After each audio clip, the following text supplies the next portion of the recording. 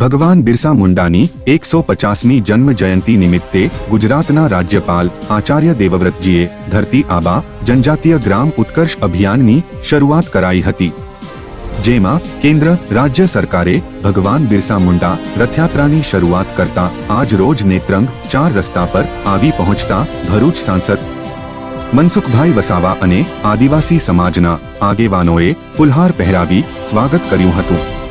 ભરૂચ સાંસદ મનસુખભાઈ વસાવાએ જણાવ્યું હતું કે ભગવાન બિરસા મુંડાના વિચારો જન જન સુધી પહોંચે અને આદિવાસી સમાજ પ્રેરણા મેળવે તે માટે બિરસા મુંડા રથયાત્રાનું આયોજન કરાયું છે। રાજ્ય કેન્દ્ર સરકારની વિવિધ કલ્યાણકારી યોજનાની માહિતી જન જન સુધી પહોંચાડવાની જરૂર છે। આદિવાસીના કલ્યાણ માટે અનેક યોજનાઓ અમલમાં આવી છે, જે દરમિયાન જિલ્લા તાલુકાના જવાબદાર પદાધિકારી અધિકારીઓ સહિત મોટી સંખ્યામાં ગ્રામજનો ઉપસ્થિત રહ્યા હતા। ભરૂચ નેત્રંગથી જાવેદ મલેકની રિપોર્ટ।